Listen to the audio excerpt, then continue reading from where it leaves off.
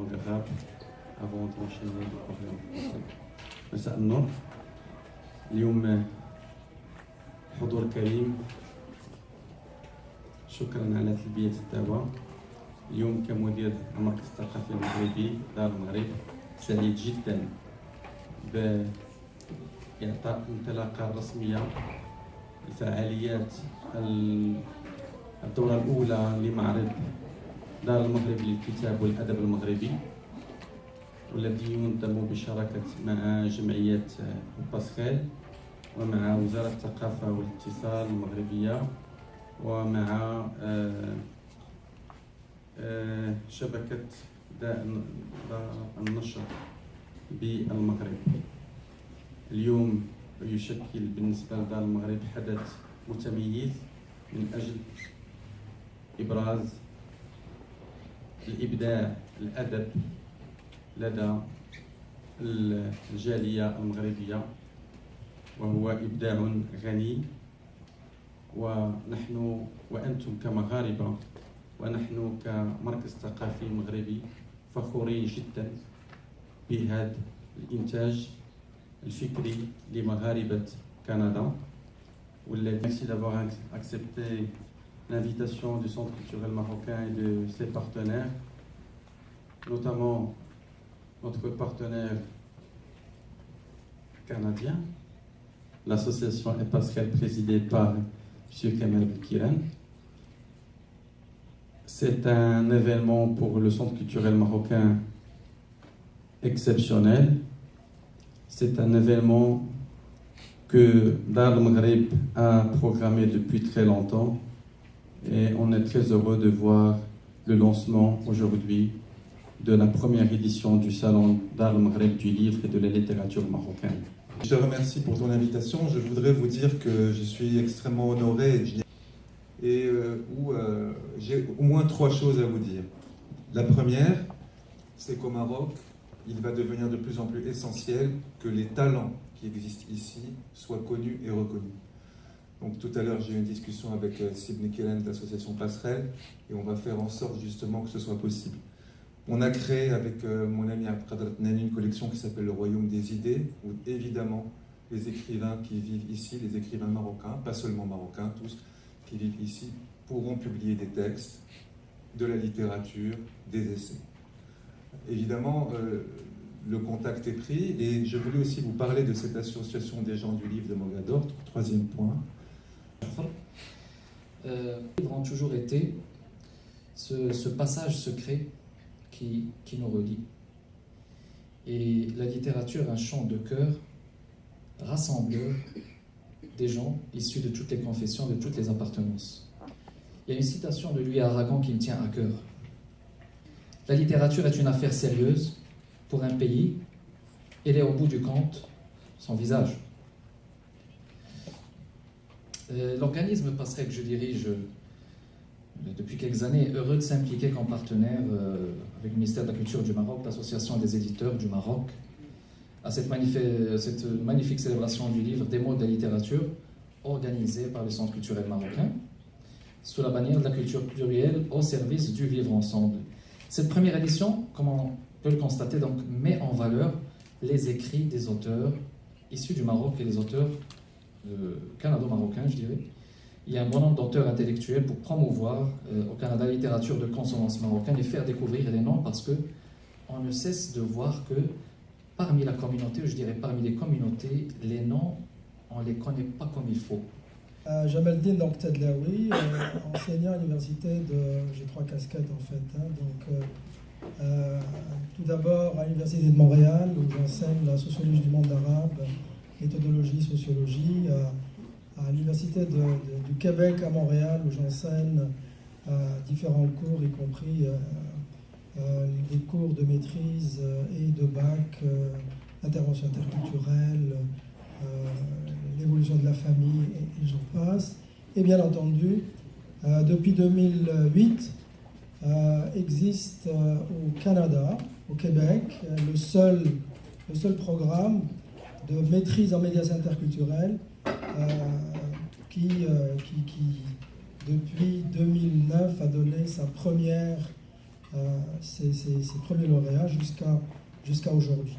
Donc, dans le cadre de ce programme-là, tout d'abord, je le dis, médiation interculturelle, ça vous dit quoi d'abord, médiation interculturelle?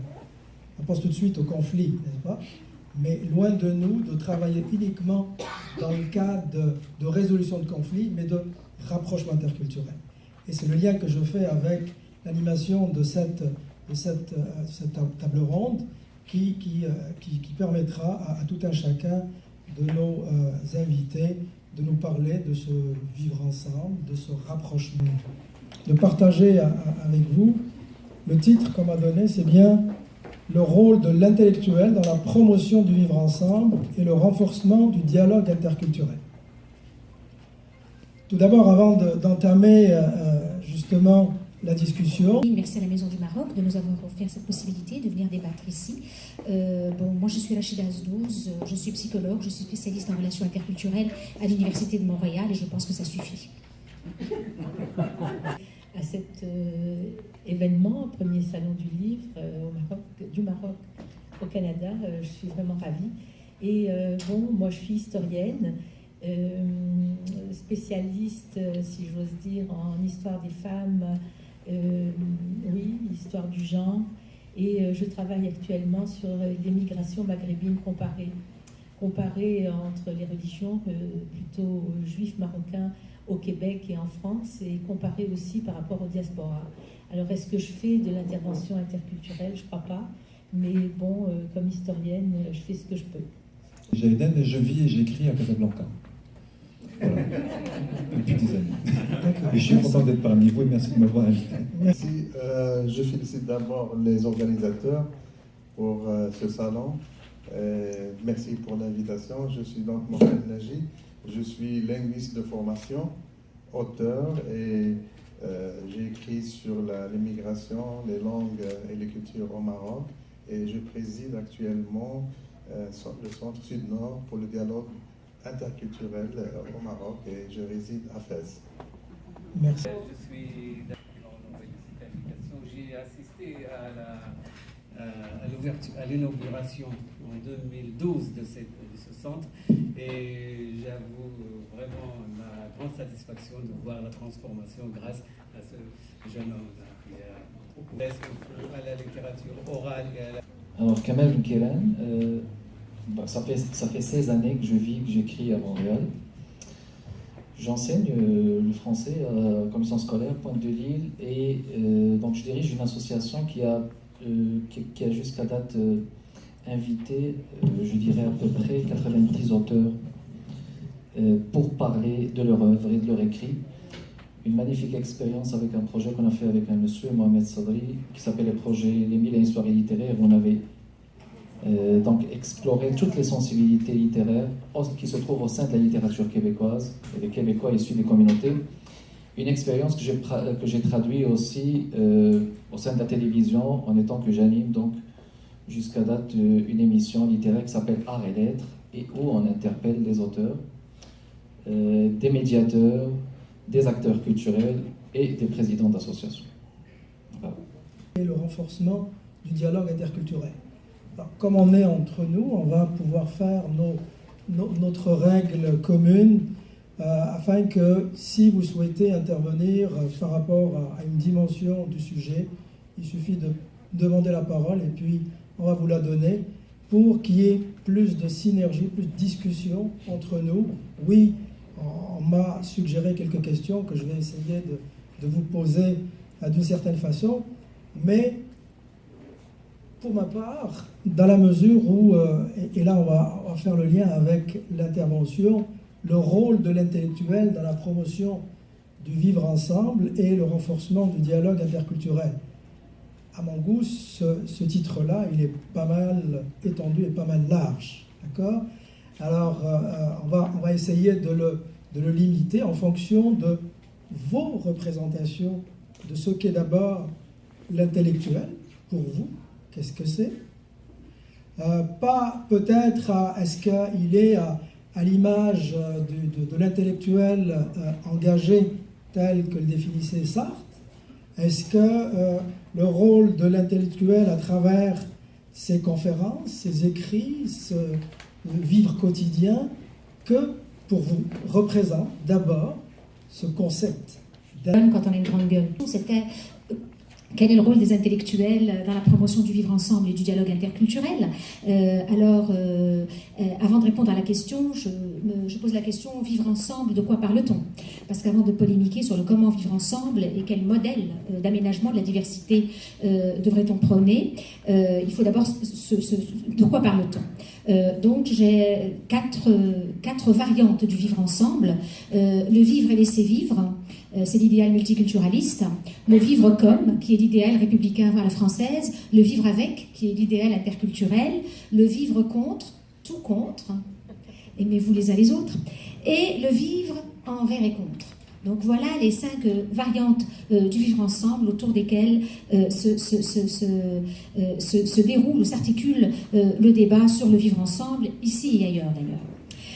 Rapidement, avant de répondre à la question quel est le rôle des intellectuels, cette question nous est posée dans un contexte particulier, un contexte qui est marqué par la polarisation du débat. Chez nous, en Europe, et dans une moindre mesure dans notre pays d'origine, le Maroc. Donc un débat polarisé, je dirais même confisqué, pollué, dynamité, un débat qui oppose les progressistes et les conservateurs. C'est une responsabilité scientifique, une responsabilité d'ordre éthique et moral, une responsabilité politique et une responsabilité pédagogique. La responsabilité scientifique, qui consisterait selon moi à transmettre des savoirs, mais aussi à produire des savoirs.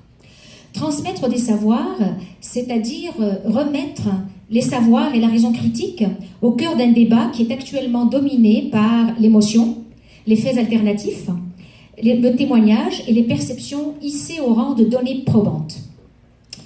Produire du savoir, parce que c'est aussi la prétention de l'intellectuel, produire du savoir parce que c'est aussi un acteur important de l'innovation sociale. L'innovation sociale, c'est de proposer des éléments de réponse.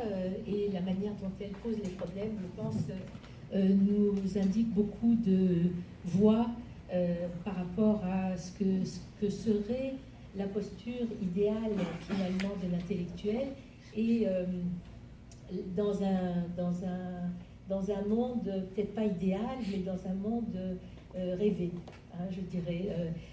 Mais tout ce que tu dis est tout à fait juste. Et quant à moi, ce que je voulais simplement indiquer très rapidement, c'est que je pense qu'en identifiant un rôle aux intellectuels, on leur prête beaucoup de pouvoir en pensant qu'ils peuvent agir sur l'opinion publique et en influencer le cours. Alors, ça a été une illusion pendant tout le 19e et le 20e siècle, je pourrais dire, et certainement leur rôle n'est pas nul, mais il est aujourd'hui largement contrebalancé par ce qui se trame dans les réseaux sociaux, sur lesquels l'impact réside dans les nombres et non pas dans la teneur des propos. Or, c'est un des grands problèmes que nous avons, c'est comment se faire entendre.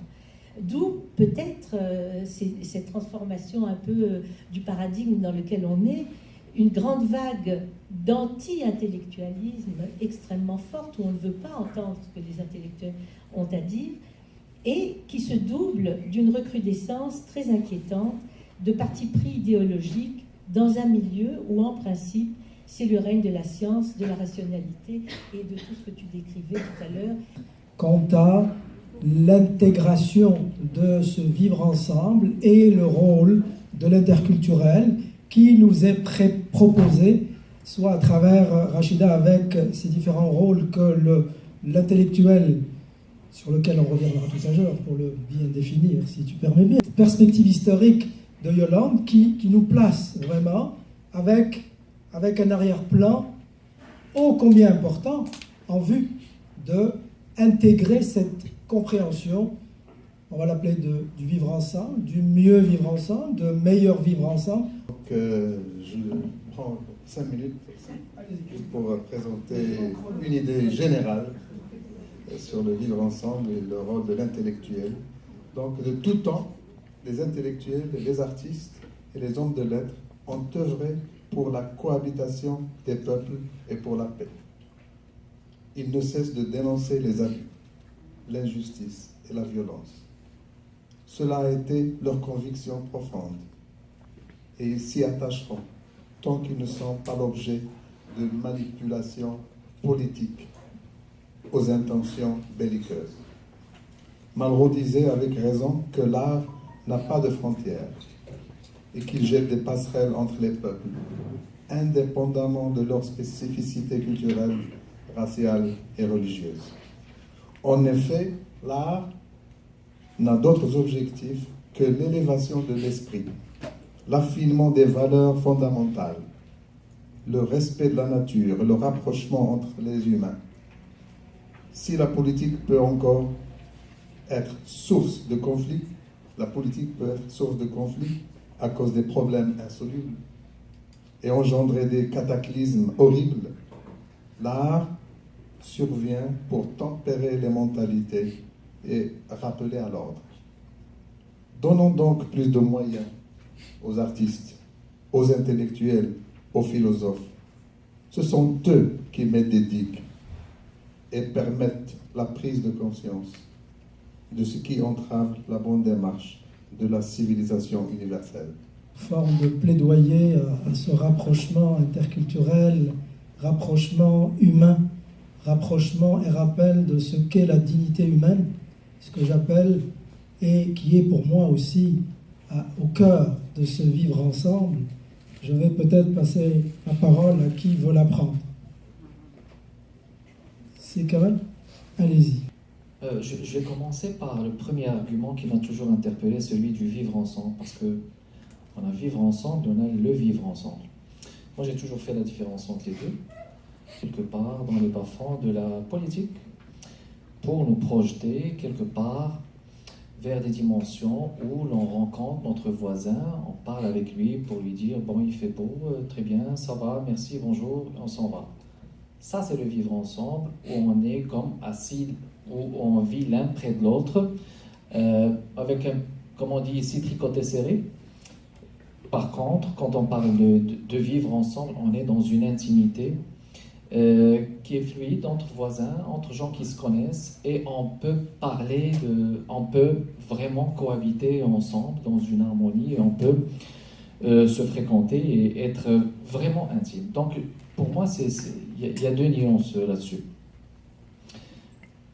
Pour l'intellectuel, je pense qu'il est facile, ou bien le rôle d'intellectuel dans la société, il est facile aussi d'y aller par des réponses faciles et des voies faciles, dans la complaisance fortuite, et dire que l'intellectuel, son rôle, lui, mais pour moi personnellement, je vois le rôle de l'intellectuel comme un monsieur qui devrait d'abord risquer son être et son essence dans le sens constant de la critique, dans le sens de la critique, avoir un esprit critique et toujours synthétique. C'est ça le rôle, pour moi, de l'intellectuel qui devrait refuser généralement les conventions faciles et toutes les complaisances des issues qui sont aisées, où il n'y a pas un travail intellectuel poussé. Donc il y a un investissement dans le sens critique que devrait être le rôle de l'intellectuel à ce niveau. Je pense que aussi il devrait peut-être jouer un rôle pour ce qui est de la médiation. Et vous, Jeannettine, vous connaissez très bien le sens de la médiation culturelle quand on est carrément dans le contexte de la médiation avec les citoyens. Peut-être bien que dans cette médiation, l'intellectuel pourrait revendiquer son droit ou bien une approche à l'ouverture et un droit à la singularité. Une approche à l'ouverture à travers la culture et le droit à la singularité par la revendication du droit à la différence. Et c'est à travers ça qu'on peut faire le premier pas. Parce que, dans le fond, dans la société où on vit, je ne pense pas qu'on vit dans un monde facile. Notre monde ne va pas bien. Notre monde ne va pas bien. Je pense qu'il y a un problème moral dans le monde où l'on vit, une crise morale et un problème de dénuement culturel. Il y a un problème de dénuement culturel où la culture parfois est vue comme le parent pauvre de l'autre, je mets l'expression entre guillemets, Et la vision envers la personne, ou bien envers l'intellectuel, est toujours assez réduite. C'est bien qu'on pose aussi le questionnement, où l'on voit le manque d'engagement politique des citoyens. Est-ce que ça pourrait être, par exemple, une façon de pousser les citoyens à s'impliquer et à remplir aussi le rôle intellectuel? Comme disait Michel Onfray, est-ce que, par exemple, ce refus de s'engager politiquement, est-ce que ça ne serait pas une raison de s'investir comme intellectuel soi-même? Donc il y a des questionnements à ce niveau. Les issues sont différentes. Je pense que l'intellectuel peut être le médiateur, peut être le bâtisseur, mais il ne doit en aucun cas se désinvestir de son sens critique. Et il devrait continuer à bâtir des ponts. J'entends aussi des choses, des écrivains comme des ambassadeurs culturels, tout ça. Ça pourrait être des connotations, des consonances, on pourrait les entendre de partout, mais la paix et la justice sociale devraient être au sens de toutes les préoccupations. Merci. Paix, justice, distinction entre le vivre ensemble et vivre ensemble. On va y revenir certainement avec toi et avec l'assistant. N'hésitez pas c'est à la fin qu'on pourra poser des questions, n'est-ce pas? Donc, c'est trop tard pour le début. Des choses qui ont été dites. Mais je crois qu'aujourd'hui, le rôle de l'intellectuel... Il y a une anecdote très sympathique. François Mitterrand est allé en Angleterre une fois. Il a demandé à la reine d'Angleterre, j'aimerais bien rencontrer vos intellectuels. Il lui a dit, vous savez, dans ce pays, c'est une catégorie qui n'existe pas. Donc c'est vraiment c'est une invention française. Et c'est bien aussi de se demander pourquoi on passe notre temps à se demander c'est quoi un intellectuel. C'est généralement les gens qui passent leur temps à essayer de comprendre qui ils sont. C'est une vieille tradition chez les intellectuels occidentaux de se demander tout le temps qu'est-ce que c'est qu'un intellectuel. En réalité, aujourd'hui particulièrement, je pense que le rôle des gens qui travaillent dans le savoir, parce que les intellectuels, ça travaille dans le savoir, ça travaille dans les mots, dans les livres, dans des concepts, ça problématise. Donc une des missions qui me semblait plus urgente, c'est d'abord de s'occuper des mots. Tout à l'heure, on parlait des médias, on parlait de tout cela. Sur la question du vivre avec, enfin, même le vivre ensemble est quand même une tarte à la crème, il faut dire les choses telles qu'elles sont. Et de s'occuper de cela, quand on parle de vivre ensemble, de diversité culturelle, de toutes ces notions qui ont été fabriquées à un moment donné, à partir des années 40, 50, 60, il ne faut même pas oublier ce qu'il y a eu avant. Bon. Le rôle des intellectuels, moi quand j'avais 20 ans, j'ai lu un livre qui s'appelait Au-delà de toute pudeur, qui a été écrit par Madame Sommiel et Aman Ksouz. Comme disait Camus, mal nommer une chose, c'est rajouter au malheur du monde. Le rôle des intellectuels, c'est de trouver le nom.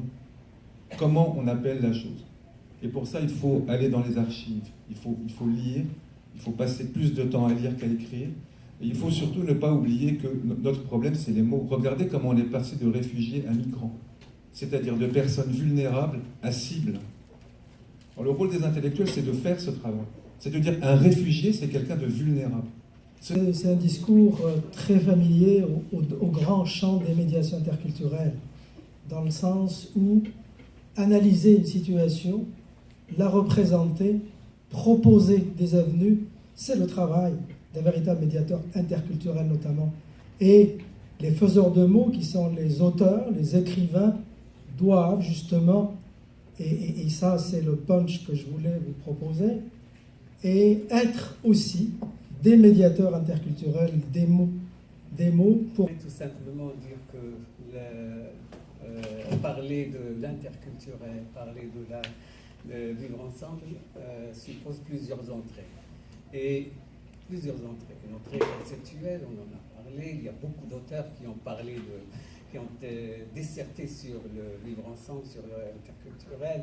On peut évoquer, comme vous l'avez bien souligné, Foucault, on peut évoquer Sartre, on peut évoquer Camus et d'autres. Barthes également, il a posé la question, cette question-là, et pouvons-nous vivre ensemble? Touraine également. Donc il y a plusieurs entrées. Donc, mais l'entrée principale, et qui lie tout ça, c'est d'abord l'éducation. L'éducation, l'école. Avant d'en arriver là, tout le monde sait qu'il est le rôle de l'école, définir l'intellectuel. Qu'est-ce que c'est que l'intellectuel? Qu'il était. sont tous des intellectuels, tout le monde est intellectuel, mais en général, les définitions qui sont données dans la littérature, il y a deux types d'intellectuels qui sont généralement connus. L'intellectuel, c'est celui qui pense, c'est celui qui utilise son cerveau pour produire du savoir, c'est celui qui exerce un des métiers classiques, qui s'inscrivent dans le paradigme des métiers, penseurs, philosophes, écrivains, auteurs, etc. Et une autre catégorie, un autre paradigme que d'aucuns, comme Bourdieu, appelle l'intellectuel collectif. Qui est le rôle de l'éducation, le rôle de l'intellectuel et l'éducation en vue de se vivre ensemble, à définir, à redéfinir, à redessiner. Et je suis d'accord avec M. Jaidan pour pouvoir, sans pour autant paraphraser Sartre, l'intellectuel n'existe pas, disait-il. Sartre, il l'avait déjà dit il y a plusieurs années. Et c'est ce qui m'a un petit peu titillé pour dire, parler du rôle de l'interculturel, le rôle de l'intellectuel dans cette promotion du vivre ensemble en lien avec l'interculturel. Qui est-il cet interculturel? Et je vais passer la parole à mon ami pour faire quelques commentaires là-dessus. Dans ce débat-là, de l'intellectuel, ok, dans ce débat, en lien avec le grand sens.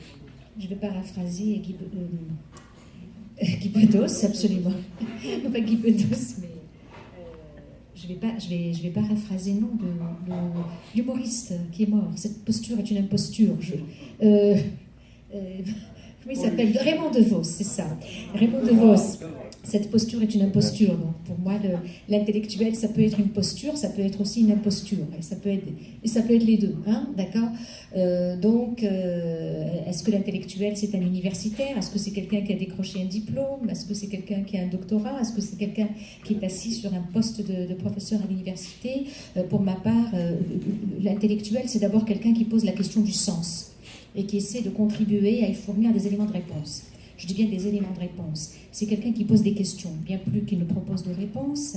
C'est quelqu'un qui est préoccupé davantage par les finalités que par les modalités. Et dans ce sens-là, l'intellectuel peut être partout, et pas seulement dans les sanctuaires où on pense le trouver. Que le problème n'est pas tellement d'avoir des intellectuels qui indiquent la voie à suivre, que, en effet, de travailler sur les mots et sur les réalités que l'on perçoit à partir de nos expériences propres. Et je voudrais dire qu'on peut décider de congédier les différences.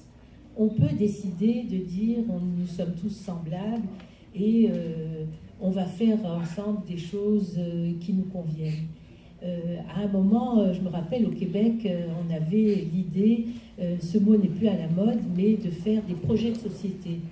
Alors, on avait un projet de société. Je trouvais ça formidable. L'intellectuel citoyen, hein, c'est l'intellectuel public citoyen, et ça nous fait avancer dans le débat, dans la mesure où cette casquette d'interculturel qu'on essaie de définir, redéfinir, l'existence et pas, en bout de ligne, on s'adresse aux citoyens et son rôle d'intervention dans cette société ou ces sociétés-là, en vue d'avoir un sens, de vivre avec... Apporter un témoignage d'un vécu, parce que on a été avec beaucoup de monde.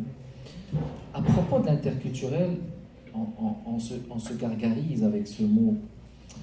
Beaucoup plus si on parle d'interculturalité, d'interculturalisme, alors que le sens, il faut faire attention au sens la plupart du temps. Mais il semble qu'il y ait un argument très intéressant à ce niveau, c'est celui de se trouver au niveau de l'interculturel. On ne demeurait pas un seul.